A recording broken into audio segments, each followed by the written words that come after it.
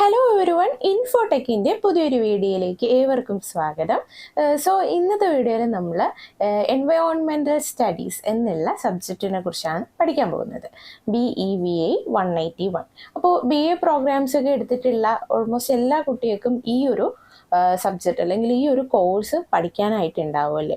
അപ്പോൾ നമുക്ക് ബാക്കി മെയിൻ സബ്ജക്റ്റ് ഇപ്പോൾ സോഷ്യോളജി ആണെങ്കിലും ഇംഗ്ലീഷ് ആണെങ്കിലും എക്കണോമിക്സ് ആണെങ്കിലും ഏതൊരു പ്രോഗ്രാം നിങ്ങൾ എടുത്തിട്ടുള്ള സ്റ്റുഡൻ്റ് ആണെങ്കിലും അതിൽ നമ്മൾ പഠിച്ചിട്ടുള്ള മെയിൻ സബ്ജക്റ്റിൽ നിന്ന് കംപ്ലീറ്റ്ലി ഡിഫറെൻ്റ് ആയിട്ടുള്ള ഒരു മെത്തേഡാണ് നമുക്കിതിൽ പഠിക്കാനുള്ളത്. കാരണം ഇതിൻ്റെ എക്സാം 50 മാർക്കിനാണ്. എക്സാം നമുക്ക് ഒരുപാട് വാരി വലിച്ചെഴുതാനുള്ള ആവശ്യമില്ല. 2 മണിക്കൂറിൻ്റെ എക്സാമാണ്. അങ്ങനെയൊക്കെ കൂട്ടിച്ചേർന്ന ഒരു പ്രത്യേക ഒരു സബ്ജക്റ്റാണ് എൻവയോൺമെൻറ്റൽ സ്റ്റഡീസ്. നമുക്ക് പെട്ടെന്ന് പഠിച്ചെടുക്കാൻ പറ്റുന്നതും അതുപോലെ തന്നെ മാർക്ക് പെട്ടെന്ന് സ്കോർ ചെയ്യാൻ പറ്റുന്നതും മാർക്ക് പെട്ടെന്ന് പോകാനും ചാൻസ് ഉള്ള ഒരു സബ്ജക്റ്റ് കൂടെയാണ് എൻവയോൺമെൻറ്റൽ സ്റ്റഡീസ്. അപ്പോൾ ഇന്ന് നമ്മളതിലെ യൂണിറ്റ് 1 ആയിട്ടുള്ള അവർ എൻവയോൺമെൻറ്റ് എന്നുള്ള യൂണിറ്റാണ് പഠിക്കാൻ പോകുന്നത്. അവർ എൻവയോൺമെൻറ്റ് എന്ന് പറയുമ്പോൾ എന്താണ്? നമുക്ക് ചുറ്റുമുള്ള പ്രകൃതിയും നമ്മളുടെ ചുറ്റുമുള്ള ആ ഒരു അന്തരീക്ഷത്തിനെയൊക്കെ കുറിച്ചുള്ള ഒരു ഇൻട്രൊഡക്ഷനാണ് നമ്മൾ ഈ ഒരു യൂണിറ്റിൽ പഠിക്കുന്നത്. ഓക്കെ, അപ്പോൾ എൻവയോൺമെൻറ്റൽ സ്റ്റഡീസ് എന്നുള്ള ഈ ഒരു യൂണിറ്റിനെയൊക്കെ അല്ലെങ്കിൽ ഇതിലെ യൂണിറ്റുകളിലേക്ക് കുറിച്ച് പഠിക്കുന്നതിന് മുൻപ് ബേസിക് ആയിട്ട് നിങ്ങൾ കുറച്ച് കാര്യങ്ങൾ ഈ ഒരു സബ്ജക്റ്റിനെ കുറിച്ച് അറിഞ്ഞിരിക്കണം. കാരണം ഞാൻ നേരത്തെ പറഞ്ഞു നമ്മളുടെ മെയിൻ സബ്ജക്റ്റ് പോലെയുള്ള ഒരു എക്സാം ഒന്നും അല്ല ഇതിൽ വരുന്നതെന്ന്. സോ കുറച്ച് കാര്യങ്ങൾ നിങ്ങൾ അറിഞ്ഞിരിക്കണം കേട്ടോ. അപ്പം അതിനെക്കുറിച്ചാണ് ഞാൻ പറയാൻ പോകുന്നത്. അപ്പോൾ നമുക്ക് നോർമലി ഉള്ള മെയിൻ സബ്ജക്റ്റിൻ്റെ എക്സാംസ് എന്ന് പറയുമ്പോൾ 3 മണിക്കൂറാണ് ഉള്ളത് അല്ലേ. അതുമാത്രമല്ല 100 മാർക്കിൻ്റെ ആണത്. ഒരുപാട് നമ്മൾ എഴുതേണ്ടി വരും. പക്ഷേ ഇതെന്ന് പറഞ്ഞാൽ OMR ടൈപ്പ് ഷീറ്റിലാണ് നമ്മൾ ഇതിൻ്റെ ആൻസർ ഫില്ല് ചെയ്യേണ്ടത്. OMR ടൈപ്പ് എന്ന് പറയുമ്പോൾ ഇതിലെല്ലാം 50 മാർക്കിനാണ് ഈ ഒരു സബ്ജക്റ്റിൻ്റെ എക്സാം വരുന്നത്. 50 മാർക്കിന്. ഇതിൽ 1 വേർഡ് ക്വസ്റ്റ്യൻ ആയിരിക്കും നിങ്ങളോട് ചോദിക്കുന്നത്. ഓരോ ക്വസ്റ്റ്യനും ഓരോ മാർക്കായിരിക്കും. ഒരു ക്വസ്റ്റ്യൻ ചോദിച്ചിട്ട് 4 ഓപ്ഷൻ കൊടുത്തിട്ടുണ്ടാവും. അതിൽ കറക്റ്റ് ഓപ്ഷൻ ഏതാണോ അത് നിങ്ങൾ മാർക്ക് ചെയ്യണം. അപ്പോൾ OMR ഷീറ്റ് എന്ന് പറയുമ്പോൾ ഒരുപാട് ബബിൾസ് ഉണ്ടാവും. ക്വസ്റ്റ്യൻ നമ്പർ കൊടുത്തിട്ട് 4 ബബിൾസ് വെച്ച് താഴെ ഉണ്ടാവും. അപ്പോൾ അതിൽ നിങ്ങൾക്ക് തോന്നുന്ന ശരി ഉത്തരം ഏതാണോ ആ ഒരു ബബിള് മാർക്ക് ചെയ്താലും മതിയാവും. ഇപ്പോൾ എക്സാമ്പിൾ ഞാൻ കാണിച്ചു തരാം. ഇപ്പോൾ ഒരു OMR ഷീറ്റ് എന്ന് പറയുമ്പോൾ അതിലൊരു 10-100 ക്വസ്റ്റ്യൻസിൻ്റെ ഇതുണ്ടാവും, ബബിൾസ് ഉണ്ടാവും. അപ്പോൾ നമുക്ക് 50 ക്വസ്റ്റ്യൻ മാത്രമേ ഉള്ളൂ. അപ്പോൾ ഇപ്പോൾ ക്വസ്റ്റ്യൻ നമ്പർ 1 ഇങ്ങനെ കൊടുത്തിട്ട് 4 ബബിൾ ഇങ്ങനെ ഉണ്ടായിരിക്കും. 1 അല്ലെങ്കിൽ AB അല്ലെങ്കിൽ 1 2 3 4. അപ്പോൾ ഒന്നാമത്തെ ക്വസ്റ്റ്യൻ ചോദിക്കുകയാണ് പൈൻ ട്രീസ് ഉള്ള ഫോറസ്റ്റ് ഏതാണ് എന്നാണ് ഫസ്റ്റ് ക്വസ്റ്റ്യൻ എന്ന് വെച്ചോ.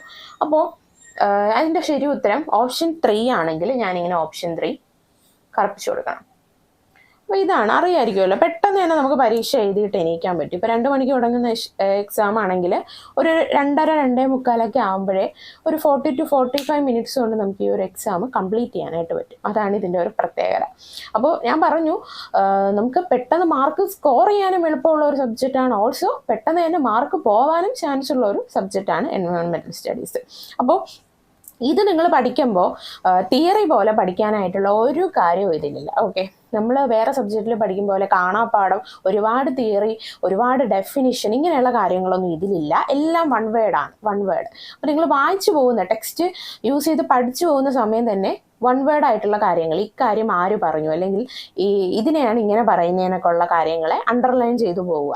ഓക്കെ, അപ്പോൾ വളരെ പെട്ടെന്ന് പഠിച്ചെടുക്കാൻ പറ്റുന്ന ഈസി ആയിട്ടുള്ള ഒരു സബ്ജക്റ്റാണ് എൻവയോൺമെൻറ്റൽ സ്റ്റഡീസ്. അപ്പോൾ ഞാൻ കൂടുതൽ ഇതിനെക്കുറിച്ച് ഒരുപാട് കാര്യങ്ങൾ പറഞ്ഞ് ബോറടിപ്പിക്കുന്നില്ല. കാരണം നിങ്ങൾക്ക് മനസ്സിലായെന്ന് പ്രതീക്ഷിക്കുന്നു. ഈസി ആയിട്ടുള്ള ഒരു സബ്ജക്റ്റാണ്. സോ നമുക്ക് എൻവയോൺമെൻറ്റൽ സ്റ്റഡീസിലെ ആദ്യത്തെ യൂണിറ്റായ അവർ എൻവയോൺമെൻറ്റ് എന്നുള്ള യൂണിറ്റ് പഠിക്കാം. അപ്പോൾ ഫസ്റ്റ് തന്നെ കോൺസെപ്റ്റ് ഓഫ് എൻവയോൺമെൻറ്റ് എന്നുള്ള ഒരു പോർഷനാണ് കൊടുത്തിട്ടുള്ളത്. എൻവയോൺമെൻറ്റ് എന്നുള്ള ആ ഒരു കോൺസെപ്റ്റ് കൊണ്ട് അല്ലെങ്കിൽ അതുകൊണ്ട് എൻവയോൺമെൻറ്റ് എന്നുള്ള ആ ഒരു കാര്യത്തെ കുറിച്ച് എന്താണ് അർത്ഥമാക്കുന്നതെന്നാണ് ഇവിടെ പറഞ്ഞിട്ടുള്ളത്. The word environment comes from French word environ, and the term environment means the natural world around in which people, plants and animals live. അപ്പോൾ the word environment comes from French word. Environment എന്നുള്ള ഈ ഒരു word ഏതിൽ നിന്നാണ് വന്നിട്ടുള്ള? French വേർഡായ എൻവയോൺ. എൻവയോൺ, ഈ ഒരു എൻവയോൺ എന്നുള്ള ഒരു ഫ്രഞ്ച് വേർഡിൽ നിന്നാണ് എൻവയോൺമെന്റ് എന്നുള്ള ആ ഒരു പദം അല്ലെങ്കിൽ ആ ഒരു വേർഡ് ഉത്ഭവിച്ചിട്ടുള്ളതെന്നാണ് പറഞ്ഞിട്ടുള്ളത്. അപ്പോൾ ഈ ഫ്രഞ്ച് വേർഡായിട്ടുള്ള എൻവയോൺ എന്നുള്ള ആ ഒരു വേർഡിന്റെ അർത്ഥം ടു സറൗണ്ട് അല്ലെങ്കിൽ ചുറ്റുപാടുകൾ ഇതിനെയൊക്കെയാണ് എൻവയോൺ എന്നുള്ള ഒരു വേർഡ് കൊണ്ട് അർത്ഥമാക്കുന്നത്. അപ്പോൾ എൻവയോൺമെന്റ് എന്ന് പറയുമ്പോൾ എന്താണ്? The word environment comes from French word എൻവയോൺ and the term environment means the natural word around in which people, plants and animals leave.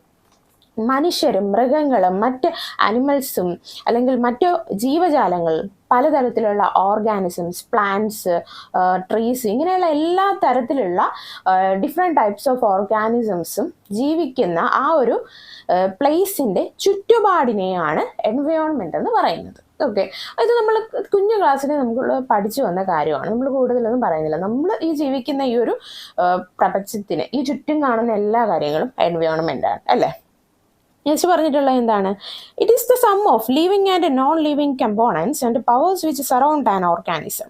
Every living organism affects and is affected by it surroundings, get support from it and gets familiarised with it. These surroundings constitute the natural environment which includes light, soil, water, desert, mountains, etc. and can be explained in terms of physical influences like differences in temperature, moisture, temperature, quality of soil and air. It also includes biotic influence which are caused by living organisms like animal, plants, trees, bacteria, etc. അപ്പോൾ നമുക്ക് ഇതിൽ ഈ ഒരു എൻവയോൺമെന്റൽ studies പഠിക്കുമ്പോൾ നമുക്കിങ്ങനെ ഒരുപാട് കാര്യങ്ങൾ വായിച്ച് പറഞ്ഞു തരേണ്ടി വരും കേട്ടോ. നമ്മൾ പറഞ്ഞു മറ്റേനൊക്കെ കാണും ഒരു ഡിഫറെൻറ്റ് ടൈപ്പ് ഓഫ് സബ്ജക്റ്റ് ആണ്.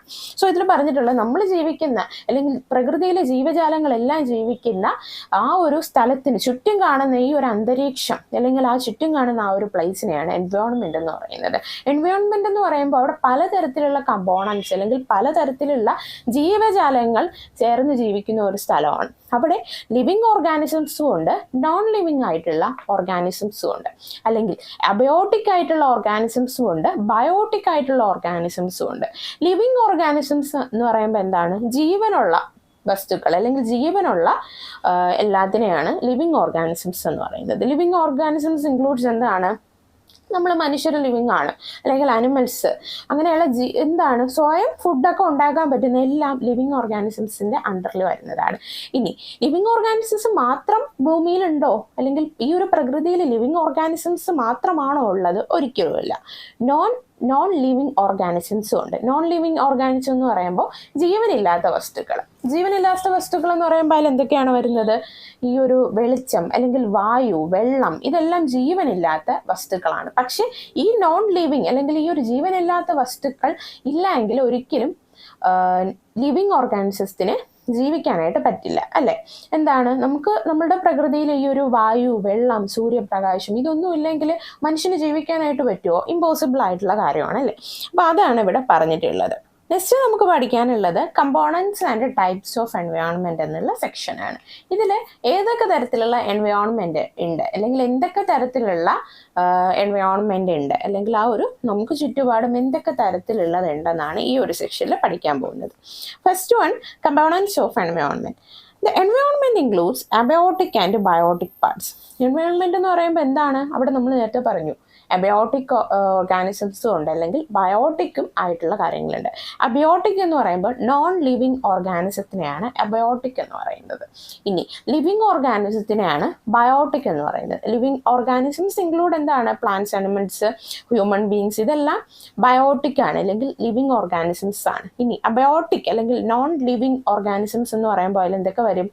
സൂര്യപ്രകാശം, വെള്ളം, വായു, ഇങ്ങനെയുള്ള ജീവനില്ലാത്ത വസ്തുക്കളെയാണ് അബയോട്ടിക് എന്ന് പറയുന്നത്. The abiotic parts include light, humidity, precipitation, water, temperature, gases, topography, etcetera. Abiotic ജീവനില്ലാത്ത വസ്തുക്കൾ എന്ന് പറയുമ്പോൾ നമ്മൾ നേരത്തെ പറഞ്ഞ പോലെ വായു, വെള്ളം, സൂര്യപ്രകാശം, പലതരത്തിലുള്ള ഗ്യാസസ്, ടോപ്പോഗ്രാഫി, ഇങ്ങനെയുള്ള കാര്യങ്ങളെല്ലാം ജീവനില്ലാത്ത വസ്തുക്കളിൽ പെടുന്ന സംഭവങ്ങളാണ്. ഇനി the biotic parts includes human, animal, plants, decomposers, etcetera. The physical components are necessary for the survival of the biotic components and they maintain the environment. Green plants get their essential resources for preparing their food from water and minerals from the soil, carbon dioxide from atmosphere and the sunlight. നമ്മൾ നേരത്തെ പറഞ്ഞു ഈ ലോകത്തിൽ ജീവനുള്ള വസ്തുക്കൾ മാത്രമേ ഉള്ളൂ എങ്കിൽ ഒരിക്കലും ഈ ഒരു പ്രകൃതി ഇങ്ങനെ നിലനിന്ന് പോവില്ല.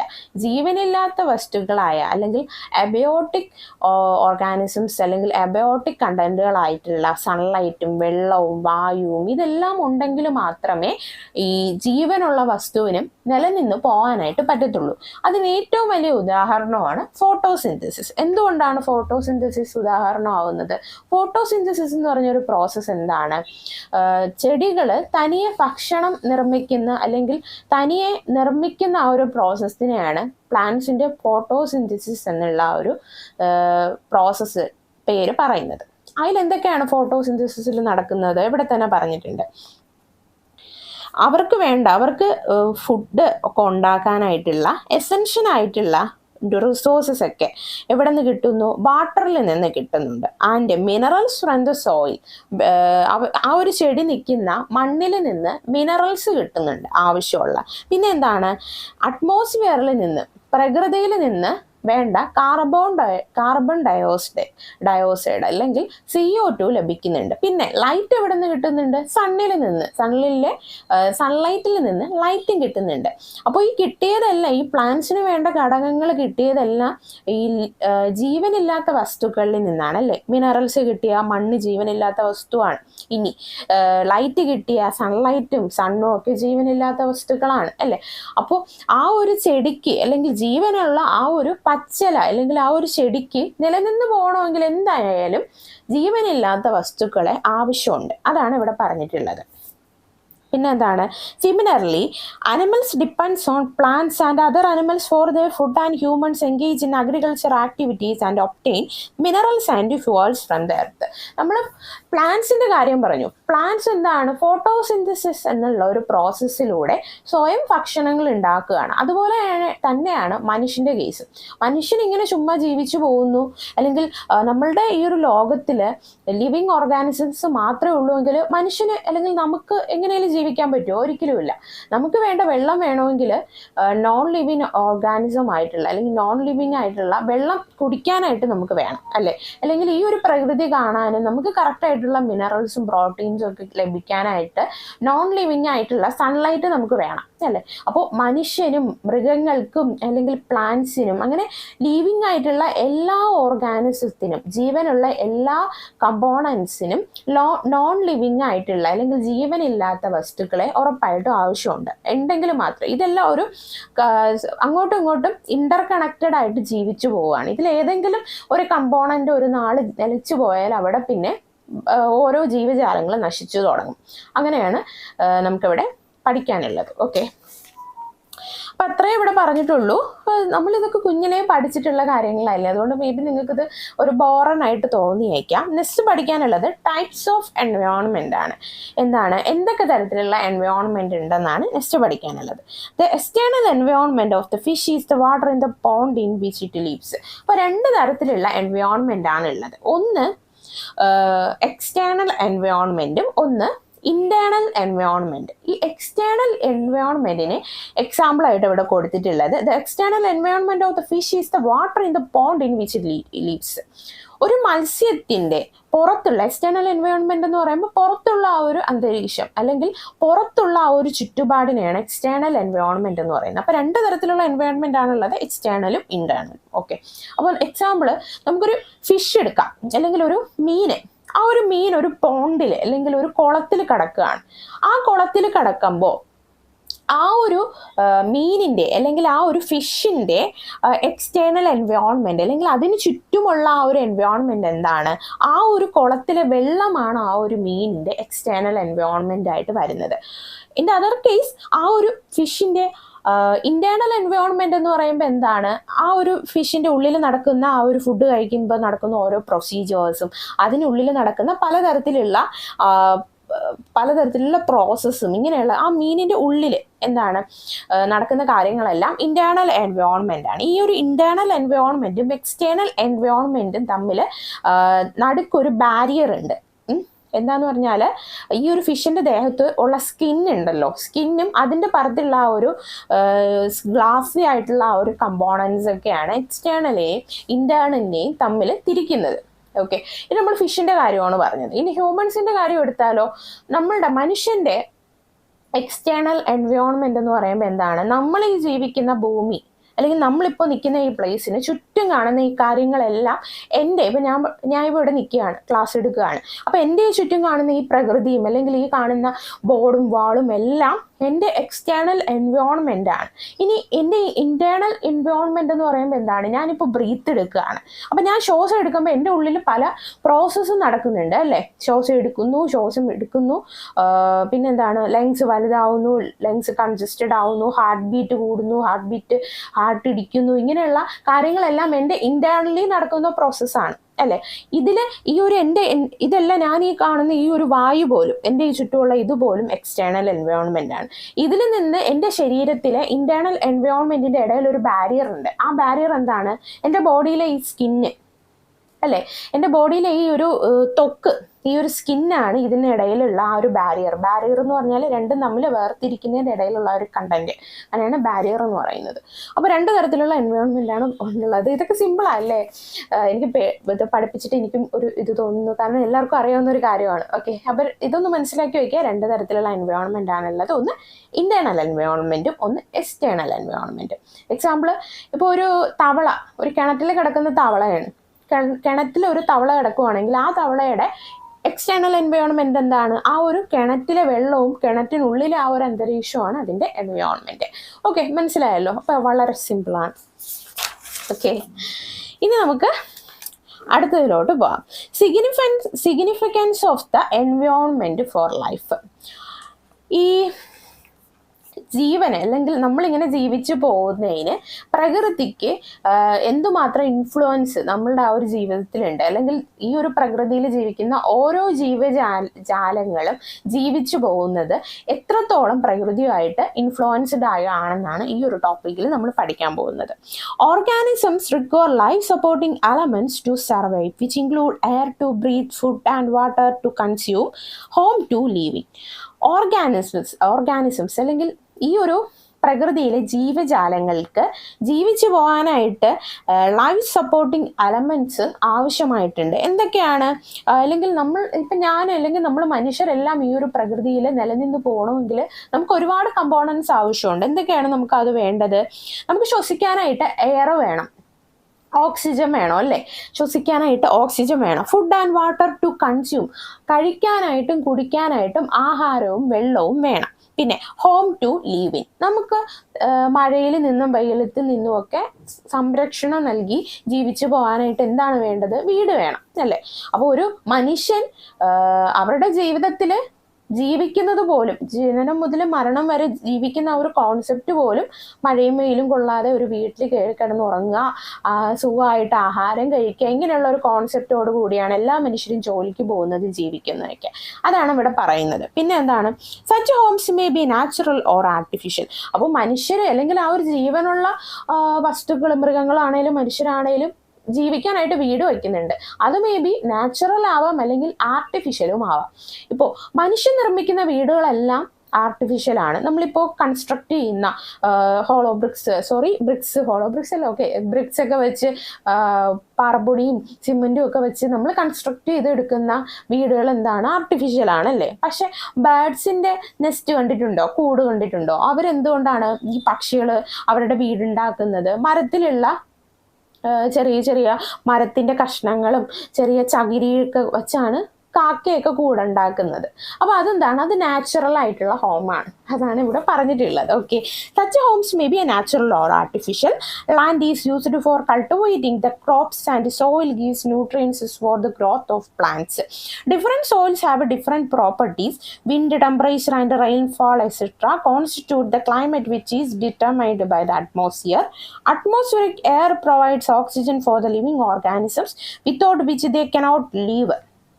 എന്നാണ് അടുത്ത് പറഞ്ഞിട്ടുള്ളത്. അങ്ങനെ എല്ലാ കാര്യങ്ങളും പരസ്പരം ഇന്റർ കണക്റ്റഡ് ആണ്. ഇപ്പോൾ മനുഷ്യൻ പോയി ഒരു അഗ്രികൾച്ചർ ലാൻഡ് അല്ലെങ്കിൽ ഒരു പാടത്തിൽ കൃഷി നടത്തുകയാണ് അല്ലെങ്കിൽ അവിടെ ക്രോപ്സ്, ചെറിയ ചെറിയ ഇപ്പോൾ കിഴങ്ങ് വർഗ്ഗങ്ങളൊക്കെ അവിടെ നമ്മൾ വയ്ക്കുന്ന സമയത്ത് അതിൽ നിന്ന് ആ ഒരു മണ്ണിൽ ഉണ്ടാവുന്ന മിനറൽസ് പ്ലാന്റ്സ് വലിച്ചെടുത്തിട്ട് പ്ലാന്റ്സ് അവിടെ ഫോട്ടോസിന്തസിസ് നടത്തുകയാണ്, ഫുഡ് പ്രിപ്പറേഷൻ നടത്തുകയാണ്.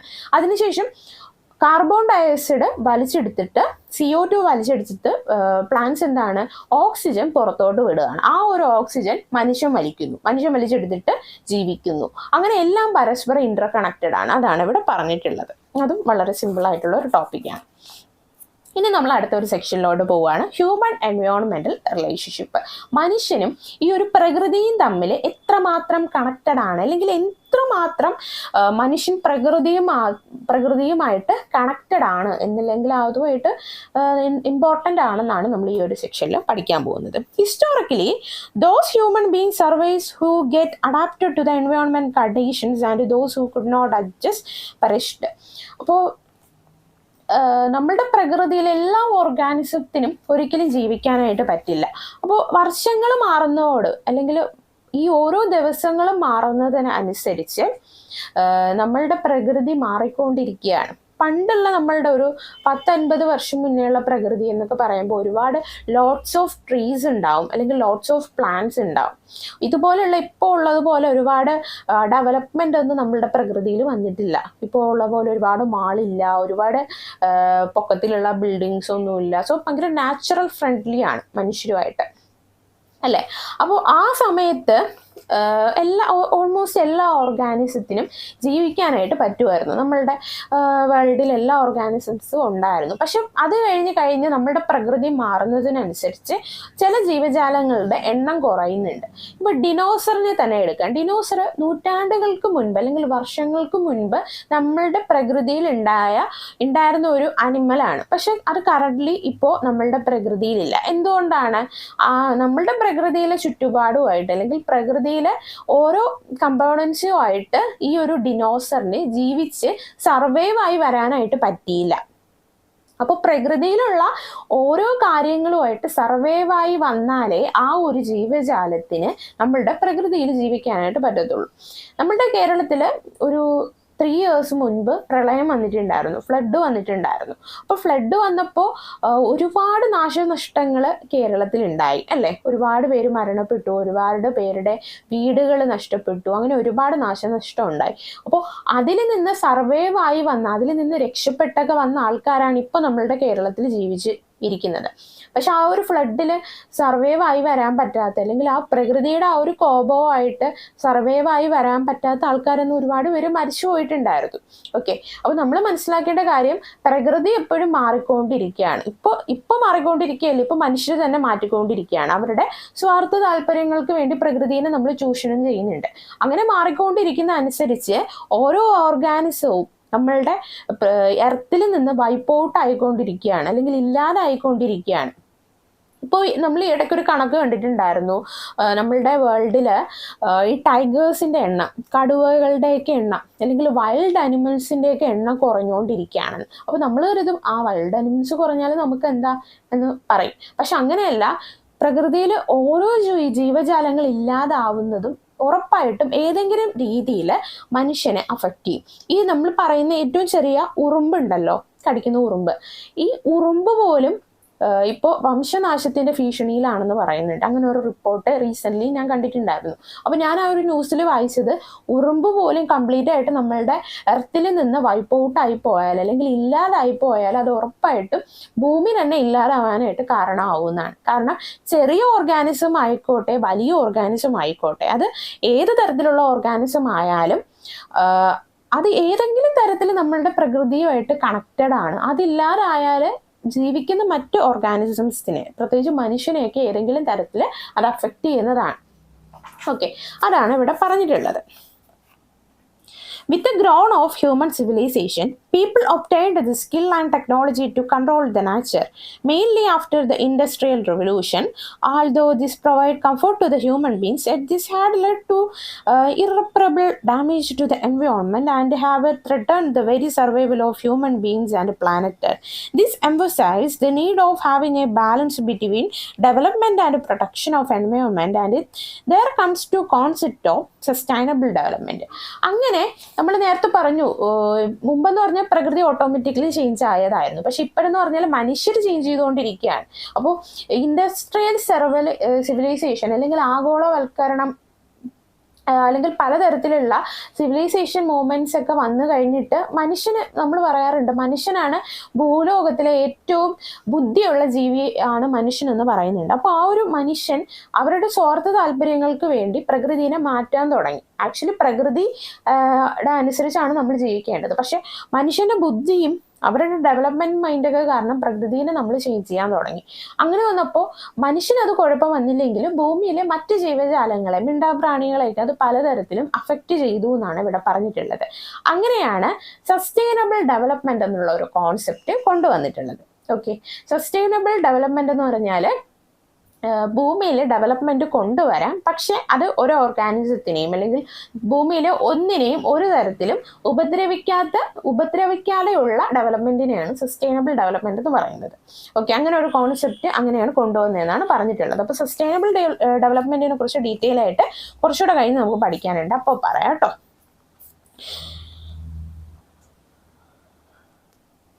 അടുത്ത് പറഞ്ഞിട്ടുള്ളത് ഡിറ്റർമിനിസത്തിനെ കുറിച്ചാണ്. This approach States that the physical environment controls all the aspect of the human life such as there health and wellbeing, social, economic, political environment etcetera. This was developed by German geographer Friedrich Ratzel and explained by Ellsworth Huntington. As per the approach, human beings largely influenced by the nature. ഇവിടെ പറഞ്ഞിട്ടുള്ളത് states that the physical environment controls all the aspects of the human life such as that. അപ്പോൾ നമുക്ക് ചുറ്റുമുള്ള ആ ഒരു ഫിസിക്കലുള്ള ആയിട്ടുള്ള ആ ഒരു പ്രകൃതി മനുഷ്യൻ്റെ എല്ലാ കാര്യങ്ങളുമായിട്ട് ഇൻഫ്ലുവൻസ്ഡ് ആണ്. നമ്മളുടെ ചുറ്റുമുള്ള പ്രകൃതി നല്ല രീതിയിൽ നിന്നാലേ മനുഷ്യൻ നല്ല രീതിയിൽ ജീവിച്ച് പോകാനായിട്ട് പറ്റത്തുള്ളൂ. ഇപ്പോൾ പ്രകൃതി ഇൻഫ്ലുവൻസ്ഡ് ആയിട്ടുണ്ടെന്ന് പറഞ്ഞാൽ നല്ലൊരു ഫിസിക്കൽ എൻവയോൺമെൻറ്റ്, നമുക്ക് ചുറ്റുമുള്ള ആ ഒരു പ്രകൃതി എങ്ങനെയൊക്കെ അറ്റാച്ച്ഡ് ആണെന്ന് വെച്ചാൽ നമ്മളുടെ ജീവനും നമ്മളുടെ ജീവിതവുമായിട്ട് കണക്റ്റഡ് ആണെന്നാണ് ഇവിടെ പറഞ്ഞിട്ടുള്ളത്. ഇപ്പൊ നമുക്ക് ചുറ്റുമുള്ള പ്രകൃതി എന്താണ്, ഒരു ഭൂമി കുലുക്കോ അങ്ങനെ എന്തെങ്കിലും ആയിട്ട് ഭയങ്കര കോപം ആയിട്ടുള്ള ഒരു സിറ്റുവേഷൻ ആണ്, അല്ലെങ്കിൽ നെഗറ്റീവായിട്ട് നിൽക്കുവാണെങ്കിൽ അത് ഉറപ്പായിട്ടും മനുഷ്യന്റെ ജീവനെ അഫക്റ്റ് ചെയ്യും. നമ്മൾ നേരത്തെ പറഞ്ഞ പോലെ പ്രകൃതിയിൽ ഫ്ലഡ് വന്നാൽ അത് മനുഷ്യന്റെ ജീവിതത്തിനെ അഫക്റ്റ് ചെയ്യും.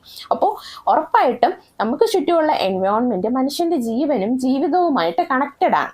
ഇത് ഫസ്റ്റ് കൊണ്ടുവന്നിട്ടുള്ളത് this was developed by German geographer ആയിട്ടുള്ള ഫ്രെഡറിച്ച് റാറ്റ്സൽ ആണ് ഇത് ഡെവലപ്പ് ചെയ്തിട്ടുള്ളത്. ഓക്കെ, ഇപ്പം നമ്മളിവിടെ ഒരു ക്വസ്റ്റ്യൻ കണ്ടു. ഇത് നമുക്ക് മുമ്പ് നടന്ന ഒരു എൻവയോൺമെന്റൽ സ്റ്റഡീസിന്റെ എക്സാമിൽ ഈ ഒരു ക്വസ്റ്റ്യൻ വന്നിട്ടുണ്ടായിരുന്നു.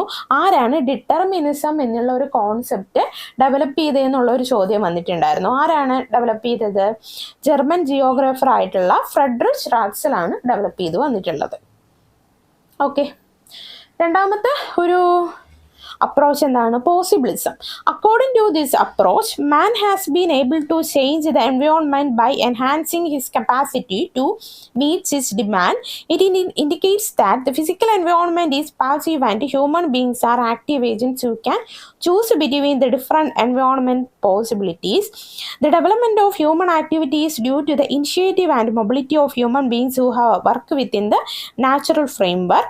Yet the possibilities agrees that the human being cannot fully control the nature and cannot always win over it, and there has to be mutual interaction between the environmental and the human beings. അപ്പോൾ ഇവിടെ പറഞ്ഞിട്ടുള്ളത്, നമ്മൾ നേരത്തെ പറഞ്ഞു നാച്ചുറും നമ്മളുടെ പ്രകൃതിയും മനുഷ്യനുമായിട്ട് Inter connected ആണ്. അപ്പോൾ രണ്ടുപേരും നല്ല രീതിയിൽ നിന്നാലേ ഭൂമി നല്ല രീതിയിൽ മുന്നോട്ട് പോകത്തുള്ളൂ. ഇപ്പോൾ പ്രകൃതി ഒരുപാട് ഫ്ലഡ് ആയിട്ട് വരികയാണ്, അല്ലെങ്കിൽ ഭൂമിയൊക്കെ കുലുങ്ങുകയാണെങ്കിൽ മനുഷ്യന് നല്ല രീതിയിൽ ജീവിക്കാൻ പറ്റുമോ? ഇല്ല. അതുപോലെ തന്നെ ഭൂമിയെ മനുഷ്യൻ ഒരുപാട് തരത്തിൽ ചൂഷണം ചെയ്യുകയാണ്.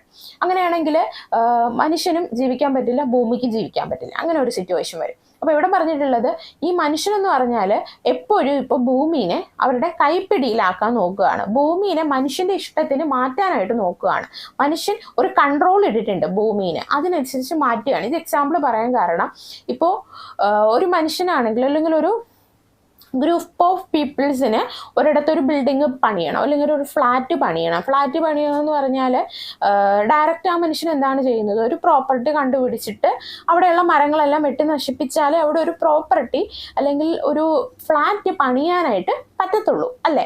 അപ്പോൾ അവിടെ മനുഷ്യൻ ആ ഒരു ഭൂമിയെ കൺട്രോൾ ചെയ്യുകയാണ്, അല്ലെങ്കിൽ ഭൂമിയുടെ ഇഷ്ടത്തിന് ഒന്നും ചെയ്യുന്നില്ല. മനുഷ്യന് അവിടെ ഒരു ഫ്ലാറ്റ് പണിയണോ എന്ന് പറഞ്ഞ് ഡയറക്റ്റ് ആയിട്ട് മരങ്ങളെല്ലാം ഇല്ലാതാക്കുകയാണ് ചെയ്യുന്നത്. അപ്പോൾ മനുഷ്യൻ അവിടെ കൺട്രോൾ ചെയ്യുന്നതിലൂടെ ഭൂമി ഏതെങ്കിലും തരത്തില് മനുഷ്യനെതിരെ തിരിച്ചടിക്കൂ എന്നാണ് പറയുന്നത്. എന്താണ്, മനുഷ്യന് എപ്പോഴും ഭൂമിയുടെ മേലെ ജയിക്കാനായിട്ട് പറ്റില്ല. മനുഷ്യനിങ്ങനെ ഈ മരങ്ങളെല്ലാം വെട്ടി നശിപ്പിച്ച് ഭൂമിനെ ഇല്ലാതെ ആക്കിക്കൊണ്ടിരുന്നാൽ തിരിച്ച് ആ രീതിയിൽ ഭൂമി തിരിച്ച് പ്രതികരിക്കും എന്നാണ് പറഞ്ഞിട്ടുള്ളത്. സോ നമ്മൾ എപ്പോഴും മനുഷ്യൻ ഭൂമിയുമായിട്ട് ഇടകലർന്നു, ഭൂമിക്ക് വേറെ ഡിസ്റ്റർബൻസ് ഒന്നും ഉണ്ടാവാത്ത രീതിയിൽ ഉള്ള കാര്യങ്ങൾ ചെയ്ത് വേണം പോകാനെന്നാണ് പോസിബിളിസത്തിൽ പറഞ്ഞിട്ടുള്ളത്. ഇത് ഓരോ അപ്രോച്ചുകളാണ് കേട്ടോ. ഇങ്ങനെ ചെയ്താൽ ഇങ്ങനെ ഉണ്ടാവും അങ്ങനെയൊക്കെ ഓരോരുത്തർ പറയത്തില്ലേ, ഓരോ സയന്റിസ്റ്റുകൾ. ആ കാര്യങ്ങളാണ് ഇവിടെ പറഞ്ഞിട്ടുള്ളത്. Next topic, environmentalism or ecological approach. This approach is reflected in the concept of sustainable development. It is based upon the basic principle of ecology and it studies the mutual interaction between organisms and the physical environment on the one hand and the interaction among the organisms on the other hand. It describes human beings as integral part of the environment who are skilled and intelligent and have a role in the maintenance of a healthy and productive natural environment. The approach lays its emphasis on a wise use of natural resources and on the application of appropriate environment management programs and policies after considering the basic principles of ecology. ഇവിടെ ecological approach അല്ലെങ്കിൽ എൻവയോൺമെന്റലിസത്തിനെ കുറിച്ചാണ് പറഞ്ഞിട്ടുള്ളത്. എന്താണ് ഇവിടെ പറഞ്ഞിട്ടുള്ളത്? മനുഷ്യനാണ് ഭൂമിയിൽ ഏറ്റവും സ്കിൽഡ് അല്ലെങ്കിൽ ഹൈലി ടാലന്റഡ് ആയിട്ടുള്ള ഇന്റലിജന്റ് ആയിട്ടുള്ള ഒരാളാണ് മനുഷ്യൻ എന്നാണ് പറഞ്ഞിട്ടുള്ളത്. മനുഷ്യൻ എന്ത് വേണേലും ചെയ്യാൻ പറ്റും അല്ലേ? നമുക്കിപ്പോൾ മനുഷ്യനിപ്പോൾ ആക്ച്വലി ചെയ്യാൻ പറ്റാത്ത കാര്യങ്ങളൊന്നുമില്ല. ചന്ദ്രനിൽ വരെ പോയിട്ടുണ്ട്, ചന്ദ്രനിലും ചൊവ്വയിലും അങ്ങനെ വേറെ സ്ഥലങ്ങളിലോട്ട് വരെ, വേറെ സ്പേസിലോട്ട് വരെ മനുഷ്യൻ പോയിരിക്കുകയാണ്. അപ്പോൾ മനുഷ്യനിപ്പോൾ ചെയ്യാൻ പറ്റാത്ത കാര്യങ്ങളായിട്ടൊന്നുമില്ല. വളരെ ടാലന്റഡ് ആണ്, വളരെ ഇന്റലിജന്റ് ആണ് എന്നൊക്കെ പറഞ്ഞിട്ടുണ്ട്. പക്ഷേ ആ ഒരു മനുഷ്യൻ എപ്പോഴും പ്രകൃതിയെ ഒരിക്കലും ചൂഷണം ചെയ്യരുത്. പ്രകൃതിയായിട്ട് ഇണങ്ങി പ്രകൃതിക്ക് വേണ്ട കാര്യങ്ങളൂടെ ആ ഒരു മനുഷ്യന് ബുദ്ധി ഉണ്ടെന്ന് പറയുന്നുണ്ട്. പക്ഷെ ആ ഒരു ബുദ്ധി പ്രകൃതിയുടെ നല്ലതിനൂടെ വേണ്ടി ഉപയോഗിക്കണമെന്നാണ് ഈ ഒരു സെക്ഷനിൽ പറഞ്ഞിട്ടുള്ളത്. കൂടുതലായിട്ടൊന്നുമില്ല. സോ നെക്സ്റ്റ് നമ്മൾ ഈ ഒരു യൂണിറ്റിൽ ഇമ്പോർട്ടൻ്റ് ആയിട്ടുള്ള ഒരു ടോപ്പിക്കിലോട്ട് കടക്കുകയാണ്. Concept of sustainability and sustainable development. അപ്പോൾ നേരത്തെ നമ്മൾ പറഞ്ഞു സസ്റ്റൈനബിൾ ഡെവലപ്മെന്റ് എന്നുള്ള ഒരു വേർഡ് പറഞ്ഞിട്ടുണ്ടായിരുന്നു. അതിനെക്കുറിച്ചാണ് നെക്സ്റ്റ് നമ്മൾ പഠിക്കാൻ പോകുന്നത്. Sustainable development is the development which meets the needs of society without compromising the ability of our future generation to meet the own needs. An ecological economist, Herman Daly, mentioned sustainable development as an oxymoron. അപ്പോൾ sustainable development എന്ന് പറയുമ്പോൾ ഭൂമിയിൽ development കൊണ്ടുവരാം, പക്ഷെ ആ ഒരു development കൊണ്ട് പ്രകൃതിയെ ഒരു തരത്തിലും നമ്മൾ ബുദ്ധിമുട്ടിക്കാനായിട്ട് പാടില്ല. അതിനെയാണ് സസ്റ്റൈനബിൾ ഡെവലപ്മെന്റ് എന്നുള്ള ഒരു കോൺസെപ്റ്റിലൂടെ അർത്ഥമാക്കുന്നത്. നമുക്ക് എന്ത് ഡെവലപ്മെന്റ് വേണേലും ഈ ഒരു പ്രകൃതിയിൽ അല്ലെങ്കിൽ നമ്മുടെ ചുറ്റുപാടിലും എൻവയോൺമെന്റിൽ കൊണ്ടുവരാം, പക്ഷെ ഒരു തരത്തിലുള്ള ബുദ്ധിമുട്ട് നമ്മളുടെ ചുറ്റിലുള്ള ജീവജാലങ്ങൾക്കോ അല്ലെങ്കിൽ പ്രകൃതിയെ ഒരു തരത്തിലും നമ്മൾ ചൂഷണം ചെയ്യാനായിട്ട് പാടില്ല എന്നുള്ള ഒരു കോൺസെപ്റ്റ് ആണ് സസ്റ്റൈനബിൾ ഡെവലപ്മെന്റ്. പക്ഷേ ഹെർമൻ ഡാലി, എക്കോളജിക്കൽ എക്കണോമിസ്റ്റ് ആയിട്ടുള്ള ഹെർമൻ ഡാലി പറഞ്ഞിട്ടുള്ളത് ഈ ഒരു സസ്റ്റൈനബിൾ ഡെവലപ്മെന്റ് എന്ന് പറഞ്ഞാൽ ഇറ്റ്സ് ലൈക്ക് ഓക്സിമോറൺ എന്നാണ് പറഞ്ഞിട്ടുള്ളത്. ഓക്സിമോറൺ എന്ന് പറഞ്ഞാൽ ഈ phrase combining two contradictory terms such as bitter and sweet. കയ്പും മധുരവും പോലെ, അത് രണ്ട് തരത്തിലുള്ള കോൺട്രാഡിക്ടറി വേർഡ്സ് ആണ്. ഇല്ലെങ്കിൽ ഒരു തരത്തിലും നമുക്ക് ചേരാത്ത സംഭവങ്ങളുണ്ടല്ലോ, അതിനെയാണ് കോൺട്രാഡിക്ടറി വേർഡ്സ് എന്ന് പറയുന്നത്. ബിറ്റർ ആൻഡ് സ്വീറ്റ് എന്ന് പറയുമ്പോൾ ഒന്ന് കയ്പാണ്, ഒന്ന് മധുരമാണ്. ഇത് രണ്ടും എന്താണ് അപ്പുറം ഇപ്പുറമായിട്ട് നല്ല വ്യത്യാസമാണ്. അതുപോലെയാണ് സസ്റ്റൈനബിൾ ഡെവലപ്മെന്റ് എന്നാണ് പറയുന്നത്. ബിക്കോസ് നമ്മളുടെ പ്രകൃതിയിൽ ഡെവലപ്മെന്റ് കൊണ്ടുവരാം, ഏത് തരത്തിലുള്ള ഡെവലപ്മെന്റ് വേണേലും നമുക്ക് ചെയ്യാം. പക്ഷെ ആ ഡെവലപ്മെന്റ് കൊണ്ട് എൻവയോൺമെന്റിനോ അല്ലെങ്കിൽ നമുക്ക് ചുറ്റുമുള്ള ഓരോ ഓർഗാനിസത്തിനെയോ അത് അഫക്റ്റ് ചെയ്യാനായിട്ട് പാടില്ല. അവരെ ഒന്നും ബുദ്ധിമുട്ടിക്കാതെ, അവരെ ഒരു തരത്തിലും അഫക്റ്റ് ചെയ്യാതെയുള്ള ഡെവലപ്മെന്റ് കൊണ്ടുവരുന്നതിനെ, ആ ഒരു കോൺസെപ്റ്റിനെയാണ് സസ്റ്റൈനബിൾ ഡെവലപ്മെന്റ് എന്ന് പറയുന്നത്. പക്ഷേ എക്കോളജിക്കൽ എക്കണോമിസ്റ്റ് ആയിട്ടുള്ള ഹെർമൻ ഡാലി എന്താണ് അതിനെ മെൻഷൻ ചെയ്തത്? It's like ഓക്സിമോറൺ. ഓക്സിമോറൺ എന്ന് പറയുമ്പോൾ ഒരിക്കലും ചേരാത്ത രണ്ട് കാര്യങ്ങളെ ആണ് ഓക്സിമോറൺ എന്ന് പറയുന്നത്. ഇവിടെ എക്സാമ്പിൾ ആയിട്ട് പറഞ്ഞിട്ടുള്ളത് ബിറ്റർ ആൻഡ് സ്വീറ്റ് ആണ്. കയ്പും മധുരവും എന്ന് പറയുമ്പോൾ രണ്ട് രീതിയാണ് അല്ലേ. ഒരിക്കലും നമുക്കത് കൂട്ടിക്കലർത്താൻ പറ്റാത്ത കാര്യങ്ങളാണ്. നമ്മളുടെ എക്സാമ്പിളായിട്ട് പറഞ്ഞ എന്താണ്, അലുവയും മത്തിക്കറി എന്ന് നമ്മൾ പറയും. മത്തിക്കറി എന്ന് പറയുമ്പോൾ ഒരുപാട് എരിവാണ്, ഹലുവ എന്ന് പറയുമ്പോൾ സ്വീറ്റ് ആണ്. അതുപോലെ ചേരാത്ത രണ്ട് കാര്യങ്ങളെയാണ് ഓക്സിമോറൺ എന്ന് പറയുന്നത്. അതുപോലെയാണ് സസ്റ്റൈനബിൾ ഡെവലപ്മെന്റ് എന്ന് പറയുന്നത്. സസ്റ്റൈനബിൾ ഡെവലപ്മെന്റ് എന്ന് പറയുമ്പോൾ പ്രകൃതിയെ ഒരു തരത്തിലും ചൂഷണം ചെയ്യാതെയുള്ള ഡെവലപ്മെന്റ്. പക്ഷെ നമുക്ക് അങ്ങനെ ഒരു ഡെവലപ്മെന്റ് ആക്ച്വലി കൊണ്ടുവരാൻ പറ്റില്ല. നമുക്ക് ഡെവലപ്മെന്റ് കൊണ്ടുവരണമെങ്കിൽ ഏതെങ്കിലും തരത്തിൽ അത് പ്രകൃതിയെ അഫക്റ്റ് ചെയ്യും. നമുക്കിപ്പോൾ വലിയ ബിൽഡിങ്സ് നിർമ്മിക്കണമെങ്കിൽ അവിടെയുള്ള മരങ്ങളെല്ലാം മുറിക്കേണ്ടി വരും. മരങ്ങൾ മുറിക്കാതെ നമുക്ക് അവിടെ ഒരു ബിൽഡിങ്സ് കൊണ്ടുവരാനായിട്ട് പറ്റില്ല. അപ്പോൾ ഡെവലപ്മെന്റ് കൊണ്ടുവരുമെങ്കിൽ ഏതെങ്കിലും തരത്തിൽ നാച്ചുറലിനെ അത് അഫക്റ്റ് ചെയ്യുന്നുണ്ട്.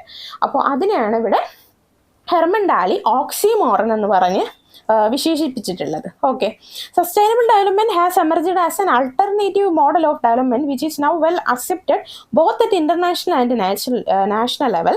3 disciplines, economics, sociology, ecology, were traditionally concerned with the process involved in sustainable development. ഇവിടെ പറഞ്ഞിട്ടുള്ളത് സസ്റ്റൈനബിൾ ഡെവലപ്മെന്റ് നമുക്ക് ഒരിക്കലും കംപ്ലീറ്റ് ആയിട്ട് നമ്മളുടെ പ്രകൃതിയിൽ കൊണ്ടുവരാനായിട്ട് പറ്റില്ല. കാരണം ഞാൻ പറഞ്ഞു, നമുക്കൊരു ബിൽഡിങ്സ് അല്ലെങ്കിൽ മാള് പണിയണമെങ്കിൽ അവിടെയുള്ള മരങ്ങൾ അല്ലെങ്കിൽ പ്രകൃതിയെ ഏതെങ്കിലും തരത്തിൽ നമുക്ക് ചൂഷണം ചെയ്യാതെ അവിടെ ഒരു ബിൽഡിംഗ് കൊണ്ടുവരാനായിട്ട് പറ്റില്ല. അല്ലെങ്കിൽ ഒരു ഫാക്ടറി കൊണ്ടുവരുവാണ്, ഫാക്ടറി കൊണ്ടുവന്നാൽ അതിൽ നിന്ന് വരുന്ന പൊല്യൂട്ടൻസ് ഏതെങ്കിലും തരത്തിൽ പ്രകൃതിയെ ഉറപ്പായിട്ടും അഫക്റ്റ് ചെയ്യും. അപ്പോൾ നമുക്ക് ഈ ഒരു ഡെവലപ്മെന്റ് കൊണ്ടുവരണമെങ്കിൽ ഉറപ്പായിട്ടും മറ്റുള്ള ജീവജാലങ്ങളെ അത് അഫക്റ്റ് ചെയ്യുന്നുള്ള കാര്യം ഉറപ്പാണ്. പക്ഷെ ഒരു പരിധി വരെ സസ്റ്റൈനബിൾ ഡെവലപ്മെന്റ് എന്നുള്ള ഒരു കോൺസെപ്റ്റിലൂടെ നമുക്ക് പ്രകൃതിയെ ഒരു പരിധി വരെ ചൂഷണം ചെയ്യുന്നതിൽ നിന്ന് ഒഴിവാക്കാമെന്നാണ് ഇവിടെ പറഞ്ഞിട്ടുള്ളത്. അതുകൊണ്ട് തന്നെ ഇന്റർനാഷണൽ ലെവലും അല്ലെങ്കിൽ നാഷണൽ ലെവലിലും ഈ ഒരു സസ്റ്റൈനബിൾ ഡെവലപ്മെന്റ് എന്നുള്ള ഒരു കോൺസെപ്റ്റ് അംഗീകരിച്ചിട്ടുണ്ട്. സോ അത് കഴിഞ്ഞിട്ട് 3 pillars ഓഫ് സസ്റ്റൈനബിൾ ഡെവലപ്മെന്റ് പറഞ്ഞിട്ടുണ്ട്. 3 pillars എന്ന് പറയുമ്പോൾ സസ്റ്റൈനബിൾ ഡെവലപ്മെന്റ് ഫോക്കസ് ചെയ്തിട്ടുള്ള ആ ഒരു മെയിൻ പില്ലേഴ്സ് അല്ലെങ്കിൽ മെയിൻ ആ ഒരു ഫാക്ടേഴ്സ് ഏതൊക്കെയാണ് 3 വരുന്നത്. Social, എൻവയോൺമെന്റൽ, economic. സാമ്പത്തികപരമായിട്ടും സാമൂഹികപരമായിട്ടും പരിസ്ഥിതി ആ ഒരു കോൺസെപ്റ്റ്, അങ്ങനെ 3 ടൈപ്പിലുള്ള പില്ലേഴ്സാണ് സസ്റ്റൈനബിൾ ഡെവലപ്മെന്റിൽ വരുന്നത്. അപ്പോൾ ഇവിടെ നിന്ന് നിങ്ങൾക്ക് ചോദിക്കാൻ പറ്റുന്ന ഒരു ചോദ്യമാണ്, ഈ ഒരു 4 ഓപ്ഷൻ തന്നിട്ടുണ്ടാവും, 4 എണ്ണത്തിൽ 3 എണ്ണം ഈ ഒരു 3 പില്ലേഴ്സ് ആയിരിക്കും. എൻവയോൺമെന്റൽ, സോഷ്യൽ, എക്കണോമിക്. പിന്നെ 4ാമത് മേ ബി കൊടുത്തിട്ടുള്ളത് പൊളിറ്റിക്സ് ആയിരിക്കും. എന്നിട്ട് ചോദ്യം കൊടുത്തിരിക്കും, ഇതിൽ സസ്റ്റൈനബിൾ ഡെവലപ്മെന്റിന്റെ പില്ലേഴ്സിൽ അല്ലെങ്കിൽ ആ ഒരു തൂണുകളിൽ പോയിന്റിൽ വരാത്ത ഓപ്ഷൻ ഏതാണെന്നായിരിക്കും ഒരു ചോദ്യം ചോദിക്കുന്നത്. ഓക്കെ, അപ്പോൾ ഇത് പഠിച്ചു വയ്ക്കുക കേട്ടോ. But as an ideal, sustainable development is said to be adopted properly in the present day societies. Still, it is very important to support sustainable development as an ideal and a goal towards which all human society should move. ഇവിടെ പറഞ്ഞിട്ടുള്ള എന്താണ്, sustainable development നമുക്ക് പൂർണ്ണമായിട്ടും അംഗീകരിക്കാനായിട്ട് പറ്റില്ല. കാരണം പ്രകൃതിയെ നമുക്ക് ഒരു തരത്തിലും ചൂഷണം ചെയ്യാതെ ഡെവലപ്മെന്റ് കൊണ്ടുവരാനായിട്ട് പറ്റില്ല, അല്ലേ. ഇപ്പോൾ ഒരു വലിയ ഹൈവേ വരുവാണെങ്കിൽ അവിടെ ഉള്ള മരങ്ങളും എല്ലാം നമ്മൾ വെട്ടിക്കളയണം. അല്ലാതെ അവിടെ ഒരു റോഡ്, അത്രയും വലിയൊരു റോഡ് കൊണ്ടുവരാനായിട്ട് പറ്റില്ല. പക്ഷെ പൂർണ്ണമായിട്ടും സസ്റ്റൈനബിൾ ഡെവലപ്മെന്റ് കൊണ്ടുവരാൻ പറ്റില്ല എങ്കിലും നമുക്ക് പറ്റുന്നത്ര കാര്യങ്ങൾ നമ്മൾ ചെയ്യണം. പ്രകൃതിയെ മാക്സിമം ചൂഷണം ചെയ്യാതെ നമ്മൾ ഡെവലപ്മെന്റും അല്ലെങ്കിൽ ഓരോ കാര്യങ്ങളും ചെയ്യാനായിട്ട് നോക്കണം. പിന്നെ എന്താണ് പറഞ്ഞിട്ടുള്ളത്, the following are some of the priority areas for achieving sustainable development. Sustainable development കൊണ്ട് സസ്റ്റൈനബിൾ ഡെവലപ്മെന്റ് ഹെൽപ്പ് ചെയ്യുന്ന കുറച്ച് പ്രയോറിറ്റി ഏരിയസ്, കുറച്ച് ഘടകങ്ങളെയാണ് പോയിന്റ് വൈസ് ഇവിടെ പറഞ്ഞിട്ടുള്ളത്. Priority areas can be addressed well by slowing down population growth. അപ്പോൾ sustainable development ഈ ഒരു development കൊണ്ടുവരുന്നതിന് ഫസ്റ്റ് എന്താണ് വേണ്ടത്, പോപ്പുലേഷൻ കുറയ്ക്കണം. നമ്മളുടെ ഭൂമിയിൽ ഇപ്പോൾ ഒരുപാട് പോപ്പുലേഷൻ ആയതുകൊണ്ട് തന്നെ അത് പലതരത്തിലും ജീവജാലങ്ങളെ അഫക്റ്റ് ചെയ്യുന്നതുകൊണ്ട് തന്നെ ഫസ്റ്റ് എന്താണ് വേണ്ടത്, പോപ്പുലേഷൻ കുറച്ചാൽ സസ്റ്റൈനബിൾ ഡെവലപ്മെന്റ് നമുക്ക് അച്ചീവ് ചെയ്യാനായിട്ട് പറ്റത്തുള്ളൂ. എന്താണ്, to prevent loss of species, water pollution and land degradation, there should be efforts and improving health and longevity, reducing poverty and inequality. ഇവിടെ പറഞ്ഞിട്ടുള്ളത് നമ്മളുടെ ഈ ഒരു ഭൂമിയിൽ ഒരുപാട് ഇപ്പോൾ പോപ്പുലേഷൻ വളരെ കൂടുതലാണ്. ഇപ്പോൾ ഇന്ത്യ വീണ്ടും ഒന്നാമത് അങ്ങനെ ഒരു കണ്ടീഷനിലായിട്ടുണ്ട്. ഒന്നാമതായെന്നാണ് എനിക്ക് തോന്നുന്നത് പോപ്പുലേഷൻ്റെ കാര്യത്തിൽ. ഓക്കെ, അപ്പോൾ അത്രത്തോളം ആളുകൾ നമ്മളുടെ ചുറ്റുമുണ്ട്. അപ്പോൾ ഒരുപാട് എണ്ണം ആൾക്കാർ കൂടിയെങ്കിലും അവർക്ക് വേണ്ട റിസോഴ്സസ് ഇപ്പോൾ നാച്ചുറലി ഇല്ല. കാരണം ആളിൻ്റെ എണ്ണം കാരണം ഇപ്പോൾ ഒരു വീട്ടിൽ 10 കുട്ടികളുണ്ടെന്നിരിക്കട്ടെ, 10 കുട്ടികളുണ്ട്. ആ കുട്ടികൾക്ക് കയ്യിൽ ആ വീട്ടിൽ പക്ഷെ 5 മിഠായിയേ ഉള്ളൂ. 5 മിഠായി ഉണ്ടെങ്കിൽ ഈ 10 കുട്ടികൾക്കും ആ ഒരു മിഠായി കൊടുക്കാനായിട്ട് പറ്റില്ല, ഫുൾ പോർഷനായിട്ട് കൊടുക്കാനായിട്ട് പറ്റില്ല. അതുപോലെ തന്നെയാണ് നമ്മളുടെ ഈ ഒരു പ്രകൃതിയുടെ കാര്യവും. പ്രകൃതിയിൽ ഇപ്പോൾ ആളുകൾ ഉപയോഗിച്ച് റിസോഴ്സിൻ്റെ എണ്ണം, അല്ലെങ്കിൽ വേണ്ട വെള്ളമാണേലും മറ്റ് എന്ത് കാര്യങ്ങളാണേലും എല്ലാത്തിൻ്റെ എണ്ണം കുറഞ്ഞു പ്രകൃതിയിൽ. പക്ഷെ ആളുകളുടെ എണ്ണം പിന്നെയും കൂടുകയാണ്. അതുകൊണ്ട് തന്നെ പ്രകൃതിയിൽ ആവശ്യമുള്ള കാര്യങ്ങളെല്ലാം ഇല്ലാതായി പോവുകയാണ്. ഇപ്പോൾ നമ്മൾ ചില സ്ഥലങ്ങളിലൊക്കെ പോയാൽ വെള്ളത്തിന് ഭയങ്കര ക്ഷാമമാണ്. കാരണം എന്താണ്? നല്ല വെള്ളം, ആളുകൾ കൂടുതലായതുകൊണ്ട് തന്നെ ഒരു വിഭാഗം ആൾക്കാർ നല്ല വെള്ളം എടുക്കും. അങ്ങനെ വരുമ്പോൾ ഈ ഗ്രാമപ്രദേശങ്ങളിലോട്ടുള്ള അല്ലെങ്കിൽ റോബോട്ടിക് ആയുള്ള ഏരിയാസിലൊക്കെ, ഈ റിമോട്ട് ഏരിയാസിലൊക്കെ ആളുകൾക്ക് നല്ല വെള്ളം കിട്ടാനായിട്ട് ഇല്ല. അതൊക്കെ എന്തുകൊണ്ടാണ്? പോപ്പുലേഷൻ കൂടിയത് കൊണ്ടാണ്. സോ പോപ്പുലേഷൻ്റെ എണ്ണം കുറയ്ക്കുക. To prevent loss of biodiversity and land degradation and pollution, we should adopt methods to make agriculture sustainable, reduce soil erosion and decrease harmful practice. അതുപോലെ തന്നെ പ്രകൃതിയുടെ ഈ ഒരു ബയോഡൈവേഴ്സിറ്റി അല്ലെങ്കിൽ ആ ഒരു പച്ചപ്പും തണലും ഒക്കെ നിലനിർത്തി പോകാനായിട്ട് കറക്റ്റായിട്ടുള്ള മെത്തേഡുകൾ വേണം നമ്മൾ ചൂസ് ചെയ്യാനായിട്ട്. ഇപ്പോൾ ഒരു കർഷകൻ്റെ ഫാമിൽ ഏതെങ്കിലും തരത്തിലുള്ള പെസ്റ്റിസൈഡ്സ് ഉപയോഗിച്ചാൽ ആ ഒരു സോയിലിലെ ഡികമ്പോസേഴ്സ് അല്ലെങ്കിൽ മണ്ണിര എല്ലാം നശിച്ചു പോകും. പക്ഷെ നാച്ചുറൽ ആയിട്ടുള്ള പെസ്റ്റിസൈഡ്സ് ഒക്കെയാണ് യൂസ് ചെയ്യുന്നതെങ്കിൽ അതിലുള്ള ഡീകമ്പോസൊക്കെ നിലനിന്ന് പോവുകയും ചെയ്യും. പക്ഷെ ആവശ്യമില്ലാത്ത കാര്യങ്ങളൊക്കെ ഇല്ലാതാവുകയും ചെയ്യും. അപ്പോൾ കറക്റ്റായിട്ടുള്ള മെത്തേഡുകൾ നമ്മൾ യൂസ് ചെയ്യണം എന്നാണ് ഇവിടെ പറഞ്ഞിട്ടുള്ളത്. Protecting forest and other habitats by reforestation, afforestation of waste lands. വനങ്ങളെ അല്ലെങ്കിൽ ഫോറസ്റ്റിനെ പ്രൊട്ടക്റ്റ് ചെയ്യണം. വനങ്ങളെ ഇല്ലാതാക്കുന്ന ആ എല്ലാ മെത്തേഡ്സും നമ്മൾ മാറ്റിയിട്ട്, ഇപ്പോൾ നമുക്കറിയാം വനത്തിനെ ആൾക്കാർ ഒരുപാട് പേര് ഇപ്പോൾ കയ്യേറുന്നുണ്ട്. വനത്തിൽ പോയി ഒരുപാട് ആൾക്കാർ വീട് വയ്ക്കുന്നുണ്ട്. കാരണം നമുക്ക് ആ മനുഷ്യനെ കുറ്റം പറയാൻ പറ്റില്ല, കാരണം ആളുകളുടെ എണ്ണം കൂടുതലാണ്. അപ്പം അങ്ങനെ വീട് വയ്ക്കാനുള്ള പ്രോപ്പർട്ടി ഇല്ലാതെ വരുമ്പോൾ ആളുകൾ പിന്നെ വനത്തിലോട്ട് കയറാൻ തുടങ്ങും. വനം എല്ലാം വെട്ടി നശിപ്പിച്ച് അവിടെ വീട് വയ്ക്കാൻ തുടങ്ങും അല്ലേ? അങ്ങനെ വനം ഇല്ലാതാക്കുന്ന മെത്തേഡുകളൊക്കെ നമ്മൾ ഉപേക്ഷിക്കണമെന്നാണ് പറഞ്ഞിട്ടുള്ളത്. Using improved energy efficient methods, conserving energy, development renewable energy resources for reducing air pollution, land degradation, depletion of energy. അപ്പോൾ പലതരത്തിലുള്ള എനർജീസ് ഉണ്ട് നമ്മളുടെ ചുറ്റും. ഇപ്പോൾ എക്സാമ്പിളാണ് സോളാർ ആയിട്ടുള്ള എനർജി. അങ്ങനെ നമ്മളുടെ ചുറ്റുമുള്ള പല എനർജീസും നമുക്ക് പ്രിസർവ് ചെയ്ത് യൂസ് ചെയ്യാനായിട്ട് പറ്റും. അതിലൂടെ ഒരു പരിധി വരെ നമുക്ക് എല്ലാ ആൾക്കാരിലേക്കും എല്ലാം എത്തിക്കാനായിട്ട് പറ്റും.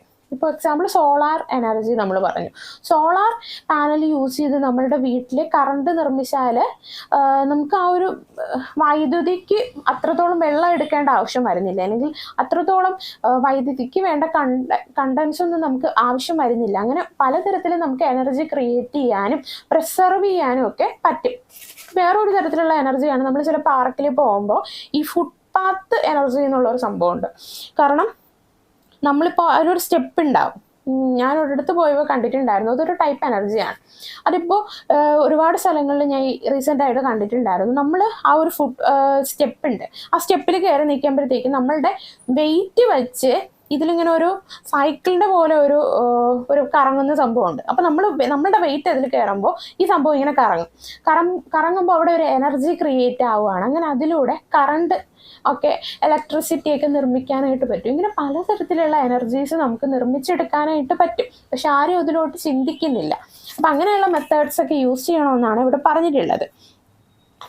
Improving the efficiency of water use and protecting water quality, അത് വളരെ ഇമ്പോർട്ടൻ്റ് ആയിട്ടുള്ള കാര്യമാണ്. നമ്മളിപ്പോൾ ഒരു പുഴയുടെ അടുത്തൂടെയൊക്കെ പോയാൽ ടൂറിസ്റ്റ് ആൾക്കാരിലാണ് നമ്മൾ കൂടുതൽ കണ്ടിട്ടുള്ളത്. അവരെന്തെങ്കിലും വാട്ടർ ബോട്ടിൽസ് ഒക്കെ വെള്ളം കുടിച്ചു കഴിഞ്ഞിട്ട് ഈ ഒരു വാട്ടർ റിസോഴ്സിലോട്ട് അല്ലെങ്കിൽ ആ കാണുന്ന പുഴയിലോട്ട് ആ കുപ്പി അങ്ങ് വലിച്ചെറിയും. അവർ കരുതും ആ ഒരു കുപ്പിയല്ലേ എന്ന്. പക്ഷെ അങ്ങനെ ഒരു 100 പേര് ആ ഒരു കുപ്പി വലിച്ചെറിയുമ്പോൾ അവിടെ പൊല്യൂട്ട് ആവുകയാണ്, ആ വെള്ളം പൊല്യൂട്ട് ആവുകയാണ്. അപ്പം നമ്മൾ സ്വയം ചിന്തിക്കണം, ഓക്കെ നമ്മളിങ്ങനെ വലിച്ചെറിയാൻ പാടില്ല, വാട്ടർ റിസോഴ്സിലോട്ടൊന്നും എടുത്ത് കളയാൻ പാടില്ല. ഇപ്പം ഞാൻ ഇപ്പോൾ ഉള്ളത് കഴക്കൂട്ടമാണ്. കഴക്കൂട്ടം ട്രിവാൻഡ്രം അറിയാമല്ലോ. ഇവിടെ നമുക്ക് അങ്ങനെ അധികം വാട്ടർ റിസോഴ്സസ് അടുത്തില്ല. പക്ഷെ നമ്മൾ കുറച്ച് അകത്തോട്ട് ചെന്നാൽ ഒട്ടുമിക്ക പുഴകളെല്ലാം പൊല്യൂട്ടഡ് ആണ്. ഇതിലെല്ലാം നിറച്ചും പ്ലാസ്റ്റിക് ആണ്. ഇപ്പോൾ ബീച്ച് സൈഡൊക്കെ ആണെങ്കിൽ നമ്മൾ കായൽ ഏരിയയ്ക്ക് പോയാൽ ഭയങ്കര സ്മെല്ലായിരിക്കും. കാരണം ഞാനും മുമ്പ് വലിച്ചെറിഞ്ഞിട്ടുണ്ട് ഒരുപാട്. കാരണം എനിക്കങ്ങനെ ചിന്തിക്കാനുള്ള ബുദ്ധിയില്ലാത്ത പ്രായത്തിൽ പിന്നെ നമ്മൾ ഇതൊക്കെ പഠിച്ചു വന്നപ്പോഴാണ് എനിക്കത് മനസ്സിലായത്. ഓക്കെ, ഞാനിപ്പോൾ ഒരാളാണെങ്കിലും ഒരു പ്ലാസ്റ്റിക് ബോട്ടിൽ എടുത്ത് ആ ഒരു വെള്ളത്തിൽ എറിഞ്ഞാലും എന്നെ പോലെ ഒരു 100 പേര് അതുപോലെ എറിഞ്ഞാൽ ആ ഒരു വാട്ടർ റിസോഴ്സസ് അല്ലെങ്കിൽ ആ ഒരു കായലില്ലാതാവുകയാണ് അല്ലേ. അപ്പം നമ്മൾ ഓരോരുത്തരും സ്വയം ചിന്തിക്കണം, ഓക്കെ നമ്മൾ അങ്ങനെയൊന്നും വലിച്ചെറിയാൻ പാടില്ല, നമ്മൾ കറക്റ്റായിട്ട് വേസ്റ്റ് ഇടേണ്ട സ്ഥലത്ത് കൊണ്ടുപോയി ഇടണമെന്നൊക്കെ നമ്മളെ മനസ്സിനെ അല്ലെങ്കിൽ നമ്മളുടെ ഫ്യൂച്ചർ തലമുറേനെ നമ്മൾ പഠിപ്പിക്കണം. എങ്കിലേ നമ്മളുടെ പ്രകൃതി ഇനിയും നിലനിന്ന് പോകത്തുള്ളൂ. അങ്ങനെ നിലനിർത്തിയാലേ നമ്മളുടെ ഫ്യൂച്ചർ ജനറേഷനും ഈ ഒരു ഭൂമിയിൽ സമാധാനത്തോടെ ജീവിക്കാനായിട്ട് പറ്റത്തുള്ളൂ. ലാസ്റ്റ് പോയിന്റ് എന്താണ്? Initiating methods for reducing waste generation by improving production processes, waste treatment and recycling. അത് വേസ്റ്റ് എറിയുന്ന കാര്യം.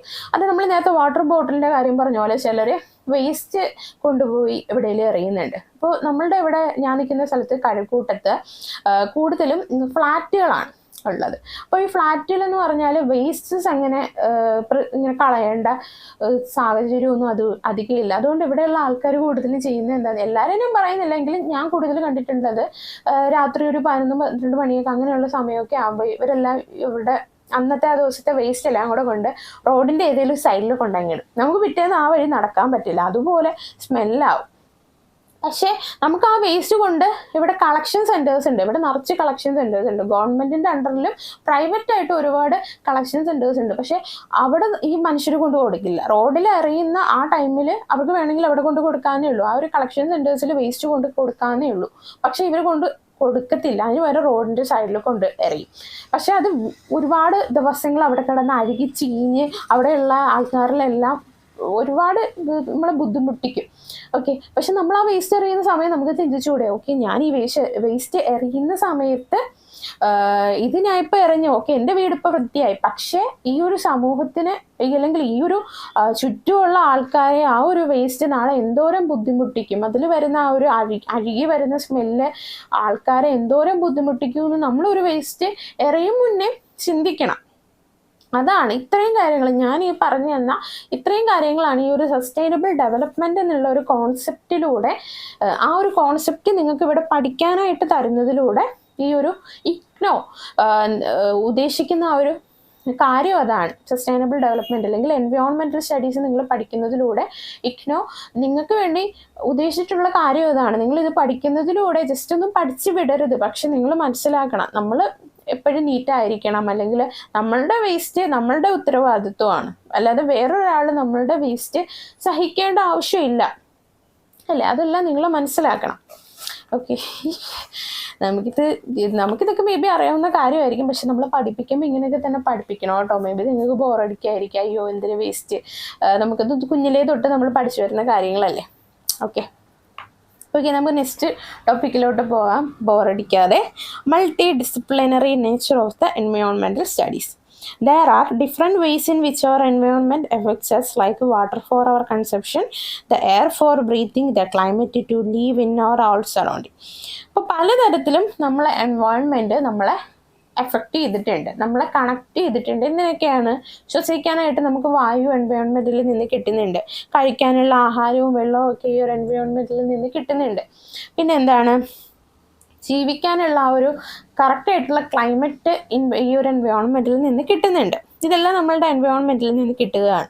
The living organisms generally maintain a balance with the environment, but the human beings with help of their skills and technology have made environmental personal according to their needs. While doing so we have destructed the fragile life supporting system. അപ്പോൾ മനുഷ്യന് വേണ്ട പല കാര്യങ്ങളും, വേണ്ട എല്ലാ കാര്യങ്ങളും പ്രകൃതി നമുക്ക് തരുന്നുണ്ട്. പക്ഷെ പ്രകൃതിക്ക് വേണ്ട കാര്യങ്ങളൊന്നും, പ്രകൃതിക്ക് ആക്ച്വലി ഒന്നും വേണ്ട, പക്ഷെ നമ്മൾ പ്രകൃതിനെ ബുദ്ധിമുട്ടിക്കാതിരുന്നാൽ മതി എന്നേ പ്രകൃതി പറയുന്നുള്ളൂ. പക്ഷെ നമ്മൾ അങ്ങനെയാണോ ചെയ്യുന്നത്? നമ്മളുടെ സ്വാർത്ഥ താല്പര്യങ്ങൾക്ക് വേണ്ടി നമ്മൾ പ്രകൃതിനെ നമ്മളുടെ ഇഷ്ടപ്രകാരം ഒന്ന് മോൾഡ് ചെയ്തെടുക്കുകയാണ്, നിർമ്മിച്ചെടുക്കുകയാണ് അല്ലെ? നേരത്തെ പറഞ്ഞ പോലെ നമുക്കൊരു ബിൽഡിംഗ് പണിയണമെങ്കിൽ നമ്മൾ അവിടുത്തെ ആ ഒരു പ്രകൃതിയെല്ലാം നമ്മൾ ഇല്ലാതാക്കിയിട്ടാണ് ഇവിടെ ബിൽഡിംഗ് പണിയുന്നത്. ഓക്കെ, അങ്ങനെ വരുന്നതിലൂടെ എന്താണ്? We have destructed the fragile life supporting system. നമുക്ക് വേണ്ട, നമ്മൾ ആ ഒരു പ്രകൃതിനെ ഇല്ലാതാക്കുന്നതിലൂടെ നമുക്ക് ജീവിക്കാൻ വേണ്ട കാര്യങ്ങൾ തന്നെ നമ്മൾ മനഃപൂർവ്വം ഇല്ലാതാക്കുകയാണ്. നമ്മൾ അറിഞ്ഞോ അറിയാതെയോ അത് ഇല്ലാതാക്കുകയാണ്. നമ്മളിപ്പോൾ ഒരു വനം കയ്യേറി വനത്തിലെ എല്ലാം നശിപ്പിക്കുകയാണ്, അല്ലെങ്കിൽ നമ്മളൊരു ഫാക്ടറി നിർമ്മിക്കുകയാണ്. ഫാക്ടറി നിർമ്മിച്ചിട്ട് അതിൽ നിന്ന് വരുന്ന പൊല്യൂട്ടൻസ് അല്ലെങ്കിൽ വേസ്റ്റ് കറക്റ്റായിട്ട് നമ്മൾ കമ്പോസ് ചെയ്യുന്നില്ല, ഇല്ലാതാക്കി നശിപ്പിച്ച് കളയുന്നില്ല. ജസ്റ്റ് അടുത്തുള്ള പുഴയിലോട്ടങ്ങ് ഒഴുക്കി വിടുകയാണെങ്കിൽ കുറച്ചു ദിവസം കഴിയുമ്പോൾ അത് അവിടെ കിടന്ന് അണുക്കളായിട്ട് ആ ഒരു പൊല്യൂട്ടൻ്റ് ആയിട്ടുള്ള ബ്രീത്താണ് നമ്മൾ പിന്നെ വലിച്ച് ശ്വസിച്ചെടുക്കുന്നത്. അത് കഴിഞ്ഞ് പിന്നെ നമുക്ക് ആസ്മ വരും, സ്മോക്കിംഗ്, അല്ലെങ്കിൽ പല ബ്രീത്തിങ് ഡിസീസസ് അല്ലെങ്കിൽ ലങ്സ് റിലേറ്റഡ് ആയിട്ടുള്ള ഡിസീസസ് ഒക്കെ വരും. അപ്പോൾ നമ്മൾ എന്താണോ പ്രകൃതിയോട് ചെയ്യുന്നത് അത് നമ്മൾ ഫ്യൂച്ചറിൽ അനുഭവിക്കും എന്നാണ് ഇവിടെ പറഞ്ഞിട്ടുള്ള ആ ഒരു concept. Environmental studies are mainly concerned with the knowledge that deals with the concern which have an effect on the living beings. It is a study of the inherent or induced changes in the environment and deals with the concern which affect an organism. ഇവിടെ പിന്നെ പറഞ്ഞിട്ടുള്ളത് നിങ്ങൾക്ക് environmental studies എന്നുള്ള ആ ഒരു topic പറയുന്നതിലൂടെ അല്ലെങ്കിൽ പഠിപ്പിക്കുന്നതിലൂടെ അർത്ഥമാക്കുന്ന എന്താണ് നിങ്ങൾ എൻവയോൺമെന്റൽ സ്റ്റഡീസ് പഠിച്ചതിലൂടെ മനസ്സിലാക്കിയത്? പ്രകൃതിയെ ഏതൊക്കെ തരത്തിലാണ് മനുഷ്യൻ ബുദ്ധിമുട്ടിക്കുന്നതെന്നും പക്ഷെ പ്രകൃതി എത്രമാത്രം ഓരോ മനുഷ്യന്റെ ജീവിതത്തിലും ഇമ്പോർട്ടൻ്റ് ആണെന്ന് നിങ്ങൾ മനസ്സിലാക്കി അല്ലേ? മനസ്സിലാക്കിയെന്ന് പ്രതീക്ഷിക്കുന്നു. ഓക്കെ, അതങ്ങനെ കുറച്ച് കാര്യങ്ങൾ പറഞ്ഞിട്ടുണ്ട്. നെക്സ്റ്റ് നമുക്കിവിടെ ഇമ്പോർട്ടൻ്റ് ആയിട്ട് പറയുന്നത് 17 സസ്റ്റൈനബിൾ ഡെവലപ്മെൻറ്റ് ഗോൾസ്. അപ്പോൾ സസ്റ്റൈനബിൾ ഡെവലപ്മെൻറ്റ് എന്നുള്ള ആ ഒരു കോൺസെപ്റ്റ് കൊണ്ടുവരുന്നതിലൂടെ 17 കാര്യങ്ങൾ കറക്റ്റായിട്ട് സസ്റ്റൈനബിൾ ഡെവലപ്മെൻറ്റ് നമ്മളുടെ ഈ ഒരു ലോകത്തിൽ വന്നാൽ, അതായത് പ്രകൃതിയെ ചൂഷണം ചെയ്യാതെയുള്ള ഡെവലപ്മെൻറ്റ് കൊണ്ടുവന്നാൽ 17 ഗോൾസ് നമുക്ക് കൈപ്പിടിയിലാക്കാൻ പറ്റും, അല്ലെങ്കിൽ 17 കാര്യങ്ങൾ നമുക്ക് അച്ചീവ് ചെയ്യാനായിട്ട് പറ്റും. അതിൽ നമ്പർ 1 നോ പോവർട്ടി. എന്താണ്? ഭക്ഷണമൊന്നുമില്ലാതെ ജീവിക്കുന്ന കുഞ്ഞുങ്ങൾക്ക് ആഹാരമൊക്കെ കിട്ടുന്ന ഒരു കണ്ടീഷൻ കിട്ടും. പിന്നെ 0 ഹങ്കർ എന്ന് പറയുമ്പോൾ വിശപ്പില്ലായ്മ. ഗുഡ് ഹെൽത്ത്, നല്ല ഒരു ആരോഗ്യം. Quality education, gender equality, clean water, affordable and clean energy, economic growth, industry innovation and infrastructure, reduced inequalities, sustainable cities and communities, responsible consumption and production, climate action, life below water, life on land, peace, justice and strong institution, and last one partnership for the goals. അപ്പോൾ sustainable development നമ്മളുടെ ലോകത്തിൽ കൊണ്ടുവന്നാൽ നമ്മളുടെ ലോകം എല്ലാം അടിമുടി മാറും, അല്ലെങ്കിൽ ലോകത്തിലെ എല്ലാ ജീവജാലങ്ങൾക്കും സന്തോഷത്തോടെയും സമാധാനത്തോടെയും ജീവിക്കാനായിട്ട് പറ്റും. അപ്പോൾ ഈ നമ്മൾ മേ ബി കരുതുമായിരിക്കുമോ ഡെവലപ്മെൻ്റ് എന്ന് നമ്മളല്ലല്ലോ കൊണ്ടുവരുന്നത്, ഈ നമ്മളുടെ ഇന്ത്യ ഭരിക്കുന്ന അല്ലെങ്കിൽ കേരളം ഭരിക്കുന്നവരാണല്ലോ ഡെവലപ്മെൻറ്റ് കൊണ്ടുവരുന്നതെന്ന് നിങ്ങൾ കരുതുന്നുണ്ടാകും. പക്ഷെ അങ്ങനെയല്ല. നമ്മൾ റെപ്രസെൻറ്റേറ്റീവ് ചെയ്യുന്നത് നമുക്ക് ചുറ്റുമുള്ള ഒരു സൊസൈറ്റീനെയാണ്. നമ്മൾ ഓരോ പൗരനും നമ്മളുടെ ആ ഒരു വില്ലേജ് അല്ലെങ്കിൽ നമ്മൾ താമസിക്കുന്ന ആ ഒരു ലൊക്കാലിറ്റിയുമായിട്ട് റെപ്രസെൻറ്റേറ്റീവ് ചെയ്യുകയാണ്. സോ ഓരോ മനുഷ്യരും ഇന്ന് നിങ്ങൾ എൻവയോൺമെൻറ്റൽ സ്റ്റഡീസ് പഠിച്ചതിലൂടെ നിങ്ങൾ സ്വയം പ്രാപ്തരാവണം. എന്താണ് പ്രാപ്തരാക്കേണ്ടത്? ഞാൻ ഒരിക്കലും പ്രകൃതിയെ നശിപ്പിക്കില്ല. ഇനി ഇൻ കേസ് നിങ്ങൾ നശിപ്പിച്ചാൽ ഏതെങ്കിലും വിധത്തിൽ പ്രകൃതിക്ക് എന്തെങ്കിലും നല്ല കാര്യങ്ങൾ ചെയ്യും. എക്സാമ്പിൾ, നിങ്ങളൊരു മരം വെട്ടിക്കളയാണ്. മരം വെട്ടിക്കളയേണ്ട ഒട്ടും പറ്റുന്നില്ല, ഒരു മരം വെട്ടിക്കളയാതെ പറ്റുന്നില്ല. പക്ഷെ ഓക്കെ, മരം വെട്ടിക്കോളൂ. പക്ഷെ അതിന് പകരം ഒരു 10 മരം പ്രകൃതിയിൽ വച്ചുപിടിപ്പിക്കുക. ഇങ്ങനെയുള്ള കാര്യങ്ങളൊക്കെ മനുഷ്യൻ തന്നെ മനുഷ്യൻ ചെയ്യുകയല്ല, നിങ്ങളിത് പഠിക്കുന്നതിലൂടെ ഇങ്ങനെയുള്ള കാര്യങ്ങളൊക്കെ പ്രാവർത്തികമാക്കണം എന്നാണ് ഈ ഒരു എൻവയോൺമെൻറ്റൽ സ്റ്റഡീസ്, സസ്റ്റൈനബിൾ ഡെവലപ്മെൻറ്റ് എന്നുള്ള കാര്യങ്ങളൊക്കെ പഠിക്കുന്നതിലൂടെ നിങ്ങൾ മനസ്സിലാക്കേണ്ടത്. പിന്നെയുള്ള ടോപ്പിക് എന്താണ്? Importance of environmental studies. അപ്പോൾ നമ്മൾ പറഞ്ഞു എൻവയോൺമെൻറ്റൽ സ്റ്റഡീസ് പഠിച്ചതിലൂടെ നിങ്ങൾ ഇങ്ങനെയുള്ള കാര്യങ്ങളൊക്കെ മനസ്സിലാക്കണം, നല്ലൊരു പൗരനാവണം, ഭൂമിക്ക് നല്ല കാര്യങ്ങൾ ചെയ്യണമെന്നൊക്കെ അല്ലേ. അപ്പോൾ എൻവയോൺമെൻറ്റൽ സ്റ്റഡീസ് നിങ്ങൾ പഠിക്കുന്നതിലൂടെ എന്തൊക്കെയാണ് ഇമ്പോർട്ടൻ്റ് ആയിട്ടുള്ള കാര്യങ്ങളാണ് നിങ്ങൾ മനസ്സിലാക്കേണ്ടതെന്നാണ് അടുത്ത കുറച്ച് പോയിൻ്റായിട്ട് പറഞ്ഞിട്ടുള്ളത്. Environmental issues such as global warming, climate change, ozone layer depletion and loss of biodiversity. നമ്മുടെ പ്രകൃതിയിൽ വരുന്ന ഗ്ലോബൽ വാർമിംഗ് അല്ലെങ്കിൽ ക്ലൈമറ്റ് ചേഞ്ച് അല്ലെങ്കിൽ ഓസോൺ ലെയറിൽ വരുന്ന ആ ഇഷ്യൂസൊക്കെ, ഇങ്ങനെയുള്ള കാര്യങ്ങളൊക്കെ നിങ്ങൾ ഓരോ കാര്യങ്ങൾ ചെയ്യുന്നതിലൂടെ ഇതൊക്കെ നികത്താനായിട്ട് പറ്റും. അപ്പോൾ നമ്മളിപ്പോൾ ഗ്ലോബൽ വാർമിംഗ് ആണെങ്കിൽ ക്ലൈമറ്റ് ചേഞ്ച് ഒക്കെ ഓരോ മനുഷ്യനും ചെയ്യുന്ന അല്ലെങ്കിൽ ഓരോ മനുഷ്യരും അവരുടെ ഓരോ പ്രവർത്തികൾ കാരണമാണ് ക്ലൈമറ്റ് ചേഞ്ച് ഒക്കെ വരുന്നത്. ഓക്കെ, അപ്പം ഇന്ന് തൊട്ട് നിങ്ങൾ നല്ല ഒരു മനുഷ്യനായിട്ട് പ്രകൃതിയെ ഒരു തരത്തിലും ബുദ്ധിമുട്ടിക്കാതെ ജീവിക്കുക എന്നാണ് ഇതിലൂടെയൊക്കെ പറയുന്നത്. നെക്സ്റ്റ് പോയിന്റ് എന്താണ്? With development, industrialisation, urbanisation extra, the challenge lies in development without എൻവയോൺമെന്റൽ ഡീഗ്രഡേഷൻ. നിങ്ങൾ ഇനിയിപ്പോൾ ഒരു ഡെവലപ്മെന്റിന്റെ ഭാഗമാവുകയാണെങ്കിലും പ്രകൃതിയെ നശിപ്പിക്കാതെയുള്ള ഡെവലപ്മെന്റിൽ കൂട്ടുചേരുക. Okay, this is a heavy pressure on the natural resources for which an efficient management for natural resource need so that each one benefits. അതുപോലെ തന്നെ പ്രകൃതിയിലെ ഓരോ കാര്യങ്ങളും യൂസ് ചെയ്യുമ്പോൾ, അതായതിപ്പോൾ വാട്ടർ ആയിക്കോട്ടെ, വായു ആയിക്കോട്ടെ, ഇതെല്ലാം യൂസ് ചെയ്യുന്ന സമയത്ത് പ്രകൃതി നിങ്ങൾക്കത് തരുവാണ് അല്ലേ. വെള്ളമാണേലും വായു ആണേലും എല്ലാം പ്രകൃതി തരുവാണ്. അതുകൊണ്ട് തന്നെ പ്രകൃതിയെ നിങ്ങൾ ഒരു തരത്തിലും ചൂഷണം ചെയ്യരുത്. Another issue is about the need for looking for alternative ways for achieving growth which aims to conserve scarce natural resources. അതുപോലെ തന്നെ പ്രകൃതിയിലെ ഓരോ റിസോഴ്സസും കൂട്ടാനായിട്ടുള്ള മാർഗങ്ങൾ നോക്കുക, പ്രകൃതിയെ ചൂഷണം ചെയ്യാതെ. ഇപ്പോൾ നമുക്ക് വാട്ടറൊക്കെ പൊല്യൂട്ടഡ് ആവുമല്ലോ. ഇപ്പോൾ ഒരു പോണ്ടിലെ അല്ലെങ്കിൽ ഒരു കുളത്തിലെ വെള്ളമൊക്കെ ഇല്ലാതാവുകയാണ്. അവിടെയുള്ള വെള്ളമെല്ലാം ഒരു കുളമൊക്കെ നല്ല രീതിയിൽ വൃത്തിയാക്കിയാൽ പിന്നെയും നല്ല വെള്ളം അവിടെ നിന്ന് കിട്ടും അല്ലേ. നല്ല വെള്ളം കിട്ടുന്നതിലൂടെ കുടിവെള്ള ക്ഷാമമൊക്കെ നമുക്ക് ഇല്ലാതാക്കാനായിട്ട് പറ്റും. All development action must be properly planned to ensure sustain of environment. അതുപോലെ തന്നെ ഒരു ഡെവലപ്മെന്റ് കൊണ്ടുവരുമ്പോൾ ചാടിക്കേറി ഡെവലപ്മെന്റ് അങ്ങ് കൊണ്ടുവരാതെ നമുക്ക് പ്രകൃതിയിലെ അവിടെയുള്ള മരം മുറിക്കാതെ എന്തെങ്കിലും ചെയ്യാൻ പറ്റുമോ, ഇങ്ങനെയുള്ള കാര്യങ്ങളൊക്കെ ആലോചിച്ച് കണ്ടതിന് ശേഷം ഡെവലപ്മെന്റ് കൊണ്ടുവരിക. ഓക്കെ, ഇതോടുകൂടി യൂണിറ്റ് 1 അവർ എൻവയോൺമെന്റ് എന്നുള്ള ഒരു ടോപ്പിക്ക് തീർന്നിരിക്കുകയാണ്. അപ്പോൾ ഇത് ആക്ച്വലി ഇതൊരു ചെറിയ യൂണിറ്റ് ആണ്. നമ്മളിതിൽ പഠിച്ച കാര്യങ്ങളെല്ലാം റിപ്പീറ്റബിൾ ആണല്ലേ. എൻവയോൺമെന്റ് നമ്മളെ പല തരത്തിൽ നമ്മളെ സഹായിക്കുന്നു. ഹ്യൂമൻസും എൻവയോൺമെന്റും ഇന്റർ കണക്റ്റഡ് ആണ്. എൻവയോൺമെന്റിനെ നമ്മൾ നശിപ്പിച്ചാൽ തിരിച്ച് മനുഷ്യരും ഈ ഒരു ഭൂലോകത്തിൽ നിന്നില്ലാതാവും. നമുക്ക് വേണ്ട വായുവും വെള്ളവും എല്ലാം പ്രകൃതി തരുന്നു. അതുകൊണ്ട് തന്നെ എൻവയോൺമെന്റിനെ അല്ലെങ്കിൽ പ്രകൃതിയെ നമ്മൾ നല്ല രീതിയിൽ സംരക്ഷിച്ച് മുന്നോട്ട് കൊണ്ടുപോകണം. അതുപോലെ തന്നെ സസ്റ്റൈനബിൾ ഡെവലപ്മെന്റ് എന്നുള്ള ഒരു കോൺസെപ്റ്റ് നമ്മൾ പ്രാവർത്തികമാക്കണം. പിന്നെ എൻവയോൺമെന്റൽ സ്റ്റഡീസ് എന്നുള്ള ഈ ഒരു സബ്ജക്റ്റ് പഠിക്കുന്നതിലൂടെ നിങ്ങൾ നല്ലൊരു ഗുഡ് സിറ്റിസൺ ആവണം, അല്ലെങ്കിൽ ഒരു എൻവയോൺമെന്റ് ഫ്രണ്ട്ലി ആയിട്ടുള്ള ഒരു മനുഷ്യനാവണം. ഇങ്ങനെയുള്ള കാര്യങ്ങളൊക്കെയാണ് നമ്മളിതിൽ പഠിച്ചത്. പക്ഷെ കുറച്ചധികം വായിക്കാനിട്ടുണ്ട്. പിന്നെ ഞാൻ പറഞ്ഞു, ഇതിൽ എല്ലാ കാര്യങ്ങളും നിങ്ങൾ കാണാതെ പഠിക്കേണ്ട ആവശ്യമില്ല. കാരണം എക്സാം വരുന്നത് 1 വേർഡ് ക്വസ്റ്റ്യൻ ടൈപ്പാണ്, OMR ടൈപ്പാണ്. സോ ആ രീതിയിൽ പഠിച്ചു വയ്ക്കുക കേട്ടോ. PSC ഒക്കെ പഠിക്കുന്ന രീതിയിൽ ചുമ്മാ ഇരിക്കുമ്പോൾ ജസ്റ്റ് 1 വേർഡൊക്കെ എടുത്ത് ഇങ്ങനെ വായിക്കുക, പ്രീവിയസ് ഇയർ ക്വസ്റ്റ്യൻ പേപ്പേഴ്സ് ഒക്കെ. എങ്കിൽ ഇതിൻ്റെ മാർക്ക് അങ്ങനെ സ്കോർ ചെയ്യാന്നേ ഉള്ളൂ. അല്ലാതെ അധികം കുത്തിയിരുന്ന് പഠിക്കേണ്ട കാര്യങ്ങളൊന്നും ഇതിൽ വരുന്നില്ല. സോ നമുക്കിതിൽ 14 യൂണിറ്റ് ഉണ്ട്. 14 യൂണിറ്റ് ഇതുപോലെയൊക്കെ തന്നെയാണ്. എൻവയോൺമെൻറ്റ് നമ്മളെ സഹായിക്കുന്ന കാര്യവും നമ്മളെങ്ങനെ എൻവയോൺമെൻറ്റിനെ സംരക്ഷിക്കണം എന്നുള്ള റെസ്പോൺസിബിലിറ്റീസിനെ കുറിച്ചൊക്കെയാണ് 14-ലും നമുക്ക് പഠിക്കാനുള്ളത്. സോ ഫസ്റ്റ് യൂണിറ്റ് ആയിട്ടുള്ള അവർ എൻവയോൺമെൻറ്റ് എന്നുള്ള യൂണിറ്റ് നമ്മളിവിടെ പഠിച്ചു തീർന്നിരിക്കുകയാണ്. അടുത്ത യൂണിറ്റുമായിട്ട് കാണുന്നത് വരെ ഗുഡ് ബൈ.